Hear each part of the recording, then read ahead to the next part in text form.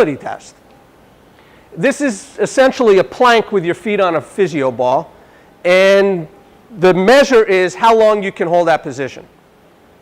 So it's a static endurance test. Just don't sneeze while you're doing it, right? So these are all the different types of assessments that we were able to discover in our review of the literature. Now there are isokinetic tests, and I'm sure everybody has a different one of favorite of their own that they like to do. But in large part, here are the different types of assessments that are being used in order to assess core function. So now the next step in my journey is core blank, strength, endurance, static, dynamic, correlates with what? Because if we're going to measure core function, we have to measure it against something. It's one thing to do one of these tests and to say, okay, I'm going to measure you on a Sarmon test, and then I'm going to give you some exercises, and I'm going to measure you again on the Sarmon test and see if you improve. Okay, so what? So if I improve on that test, what does it do for me? Other than improve my ability to do that test. So what do these things correlate with? If I have a strong core, it enables me to do what? Results, I think, are kind of interesting. Now, I'm going to apologize in advance for all these numbers, but in many cases, this is the best way for me to actually present these data, to show you these numbers, to see what I'm looking at. All right, so this was a study that was done by Sharrock and colleagues in 2011. By the way, I'm trying to keep the research relatively current. I'm not going back 20, 30 years. I'm trying to keep everything relatively current. So this is a comparison between core stability, the Sarmon test, and athletic performance. And what they did was they took subjects, 35 subjects, that were athletes in different sports. Some were basketball players, some were track athletes, but they were all athletes. And they measured their core stability with the Sarmon test, and then they also tested them on various field tests, sporting field tests. So one is the T-test, which is a run. It's a shuttle run, right? 40-yard dash, vertical jump, and then a medicine ball throw. Typically, the medicine ball throw is what we call a triple extension. You folks are all familiar with the triple extension. Throw it over your head, see how far the ball goes. Okay, so you're looking at that extensor capability and power. Correlations of 0.05 are pretty horrendous. In fact, it means there's no correlation at all. These p-values are levels of significance. So anything that is above 0.05 is not significant statistically. So we're going to talk in a minute about effect size, because these correlations are similar to effect sizes. But what's interesting here, and just looking at this, medicine ball throw was the only measure that had a statistical significance, p-value of 0.02. For those of you who are not familiar with statistics, a p-value of 0.02 means that there's less than a 2% probability that those results are random. That means it's a 98% probability that those results are directly correlated with these measures that they're looking at. But here's the interesting thing. The correlation is negative. That means that the relationship between these variables is in the opposite direction. In other words, the farther they threw the ball, the worse their core stability. That's what it said. The better their core stability, the shorter the ball throw. Now that's running counter to what we think should be happening, especially when we're talking about transferring power. Then what they did was they broke this group of 35 up into high-performing athletes and low-performing athletes. Here are the top performers. Again, the medicine ball throw was the only variable with a statistical significance. The correlation just got higher. It went from 0.39 to 0.53 in a negative way. In other words, the better the athlete, the worse their core stability. So what's going on here? If you have a really good athletic person, based on this test, if you want to perform well, you have to have a weak core.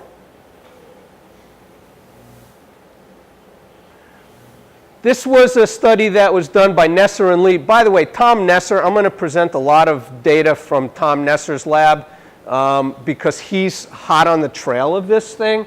He's at Indiana State University, and it seems like everything in their lab is focused on core. So a lot of these studies come out of Tom Nesser's lab. I've actually communicated with him, corresponded with him about some of the stuff that he's doing. It's kind of interesting. This is a correlation between core stability and sports performance in Division I female soccer players. And again, you can look at all of these different measures that they were correlating core strength and stability with.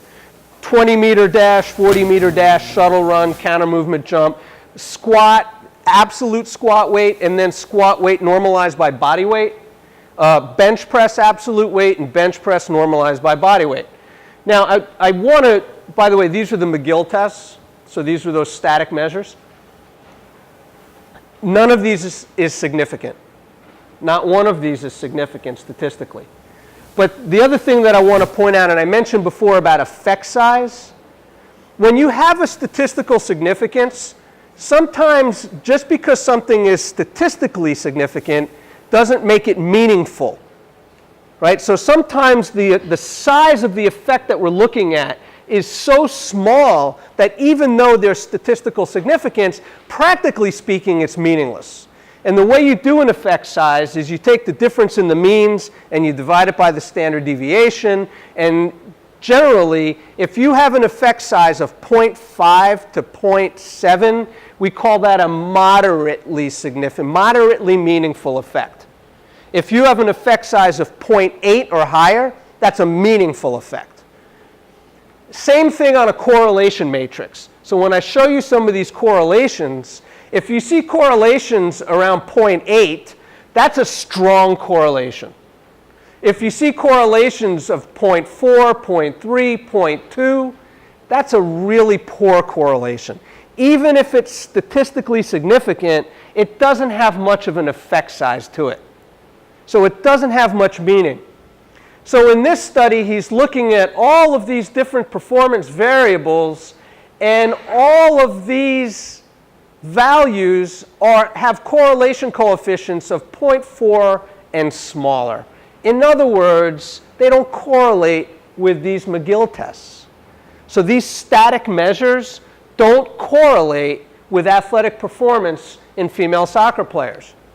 In fact, they say core strength does not contribute significantly to strength and power and should not be the focus of any strength and conditioning program with the intention to improve sports performance. This is not what we're being led to believe. We're being told that core is everything. But what they're finding out is core has no relevance whatsoever in athletic performance. It's not correlating anyway. All right, again, I apologize for these tables. I'm going to walk you through some of these numbers just to kind of let you see what I'm looking at. This is correlation between core stability and sports performance in Division I football players. It's Nesser again. It's the same lab. They're just looking at different groups. Again, they're looking at the same types of athletic activities. Sprints, pro agility, that's a 5-10-5 pro agility measure. Vertical jumps, cleans, squats, bench press, and so forth. These are the highest correlations. The highest correlations are 0.5. That's a moderate correlation, not a strong correlation. What's interesting to me is you would think with a vertical jump, you would expect to have a very high correlation with back strength, with core strength in the lumbar extensors. It's mild, moderate at best. Right flexion and left flexion are correlating with cleans. Right and left with a clean. I'm not sure I get that. I'm not seeing the relationship there. I can see hip extensor strength. I can see lumbar extensor strength. I'm not sure I understand how doing a left plank and a right plank and testing that has any relationship necessarily to doing a clean. But it's there. But again, these are very, very mild to moderate correlations. Nothing really stands out here as a very strong correlation. This is a study that was done by Okada and colleagues, and they did the same McGill measures, and they also threw in the FMS. How many of you are using FMS? Okay, we'll talk about that another time.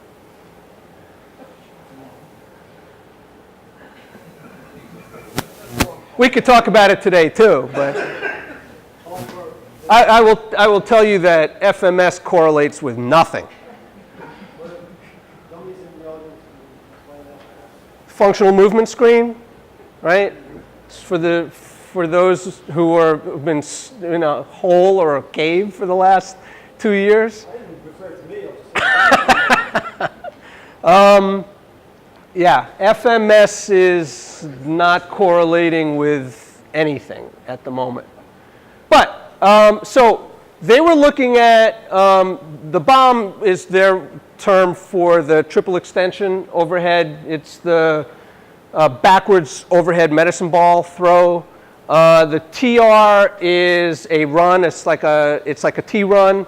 And the SLS is a single leg squat. I thought that was kind of interesting. So they actually included a single leg squat. The first thing is, one would expect on this overhead medicine ball throw that a core stability measure that looked at extension would probably have a high correlation, and no, that was far from significant. So there was no correlation whatsoever between this backward overhead medicine ball throw and an endurance test of spine extension. So that McGill extension test didn't correlate at all. This was kind of interesting. PU is like a push-up test. It's this push-up extension measure. And HSR, this is the hurdle step. So this is the FMS hurdle step where you have to step over the line or the cord. Those were significant, but very, very low correlation coefficients, 0.4 in each one. Now, what I found kind of interesting about this, though, is this hurdle step, only the right side correlated, not the left. The left wasn't significant. The right was significant. Well, why would that be? I mean, if this hurdle step was really showing you something that related to performance, why the right and not the left? Most people are right-handed. Okay, so there is potentially a handedness thing here, and you picked up on that quickly. The whole FMS is about timing and stability. So I understand what you're saying, but those things, I know how they come up on paper, but I've seen it work. All right, we'll talk about that, because the question is what's working, and. Well, those are just random numbers, and I know that they're testing athletes and things like that. Well, they're correlating the scores with another variable. I completely get it. Okay, so I don't want to get into a I appreciate it. yeah. Okay, so this is another FMS score that was significant. This is shoulder mobility on the right side, but notice that this is a negative correlation, minus 0.38. It was significant, but it's negative. So in other words, the worse you score on shoulder mobility, the farther you throw the ball. The less mobile your shoulder, the farther the ball is going to be thrown. That runs counter to what I would think is if you're going to throw the ball farther, you should have more mobility. But this is showing that we actually have less mobility and a farther ball throw, which is a little odd to me. Okay, so the next one here is RS is the right stability measure. So this is sort of a side plank, and that also I'm sorry, was that for the FMS? Well, they're putting this under an FMS category. RS means rotary stability. Oh, the rotor, I'm sorry, that's correct, rotary stability. So that's the one where you actually, okay, yes. So that one is only the right side again, and I think you're right. I think that there's something here that has to do with side dominance playing a more significant role than the actual measure itself, because the left side was not significant. Are these all baseball players, or are these random examples? These are just subjects. These aren't baseball players. These are just subjects that they collected. So again, I think that there is a hand dominance kind of thing here that's playing out with these particular scores. This is the T run, the shuttle run. Lateral core stability did have a correlation, a small correlation, significant correlation. In this case, negative is good because it's an opposite effect. So the stronger one is, in other words, the more lateral stability you have, the shorter your time is, because this is a time test. So you want a negative correlation.